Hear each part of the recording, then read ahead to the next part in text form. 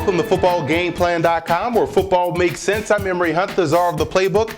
Bring you our NFL Week 3 preview between the Atlanta Falcons and the Miami Dolphins. Now let's take a look at some keys to victory for both teams, starting with the Falcons.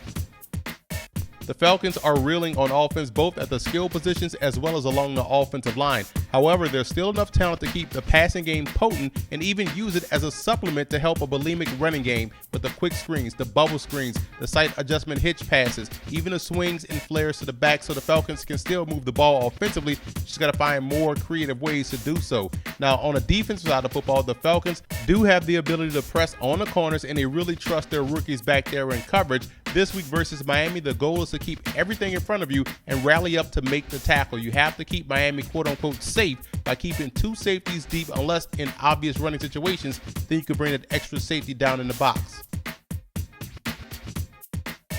Now let's move over to the Dolphins in this ball game, and offensively they're playing mistake-free football. Tannehill and Mike Wallace was finally able to get it together last week versus Indy. Now this week versus Atlanta's D, there's going to be some opportunities to hit the Falcons with big plays downfield by taking advantage of the young corners with double moves. I think they have a shot to hit some big plays, but will Tannehill pull the trigger or will he settle for the check down? That's the biggest question mark.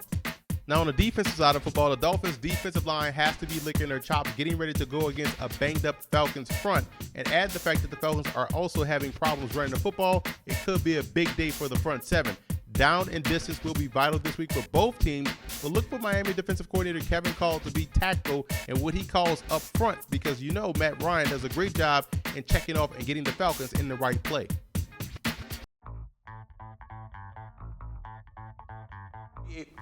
Any goal of a defense is to win on third down, but in order to get the third down, you have to win on second down. I think the Falcons have to win on second and medium this week versus Miami. I think that's going to be a big down in this ball game, and if they can do that, they can have a lot of success. And I'm showing you how they can confuse Ryan Tannehill, who's improved, but he's still a young quarterback, which means he's prone to mistakes.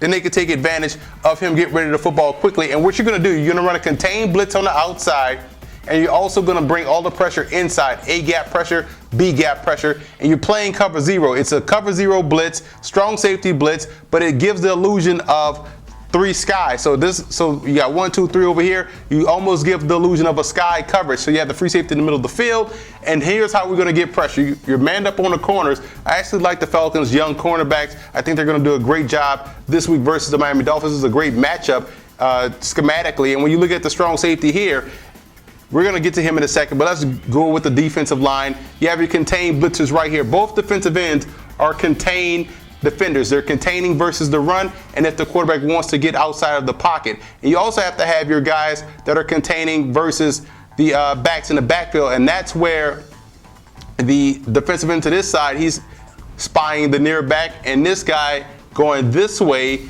is being spied by the middle backer, because his job is to come on the outside and blitz this way.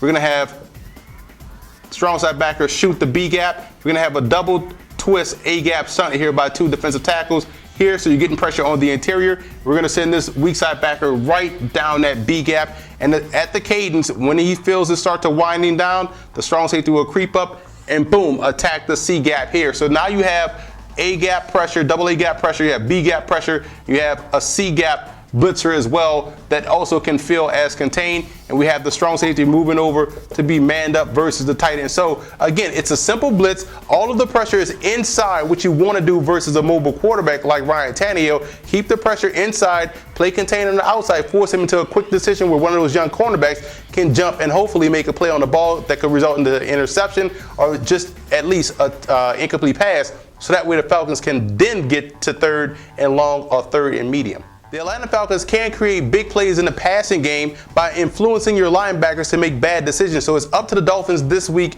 versus the Falcons to make sure those linebackers communicate in those crossers that the Falcons love to run. So let's just draw it up. Example, when teams run crossers, they try to expand the defense, send guys deep, and these are where the crossers are going to come.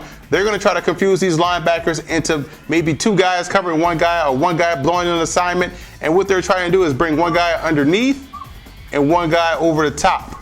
You see where they're trying to confuse the linebackers. Now, it's up to these guys to communicate.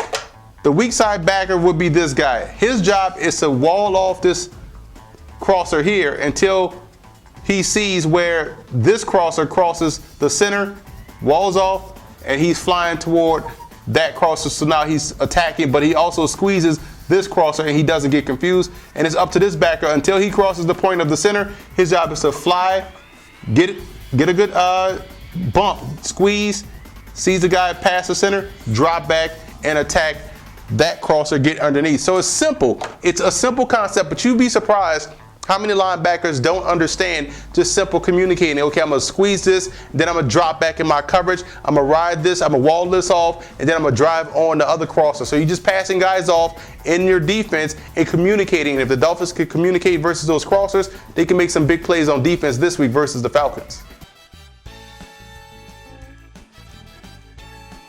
Now here are some coaching points for both teams in this ball game. For the Falcons, defensively, you can disrupt a lot with speed. A lot of times, if you're fast, if you're playing fast, if you're playing downhill, you're going to find yourselves in or around a lot of plays, and that could work to success this week versus the Dolphins. And on offense, you want to calm Cameron Wake's aggressiveness. The way you can do that, those quick passes, those screen passes, make him hesitate at the line of scrimmage, and that way you could then run your regular offense. You also want to get aggressive versus those Dolphins wide receivers. I've talked about that before. Force those guys to get off bump press. It throws off the timing, and then you ultimately will be able to get to Ryan Tannehill.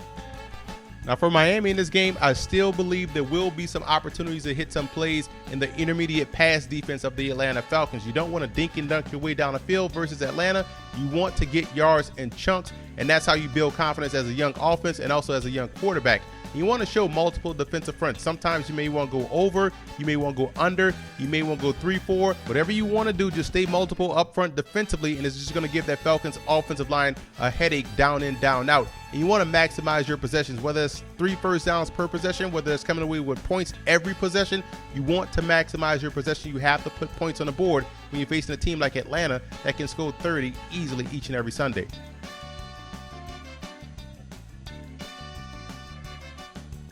The X factor in this game for the Falcons will be Harry Douglas. He's going to have to take a lot of pressure off Julio Jones, Tony Gonzalez. As we know, Ryder White is not 100%, so Harry Douglas will play a huge role in this ball game. The X factor for the Dolphins will be that defensive line. Like I said, they're very talented up front defensively, and they're going against a weakened Falcons offensive front. This could get ugly for Atlanta. They're going to have to find ways to get these guys blocked up, so I will watch the Dolphins defensive line throughout the course of this ball game.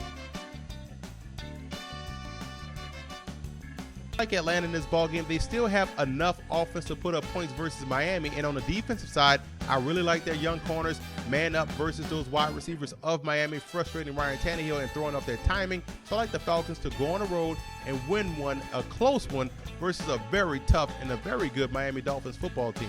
I also want to give a huge shout out to Falcon fan forums and Dolphin fan forums for always showing football game plan support.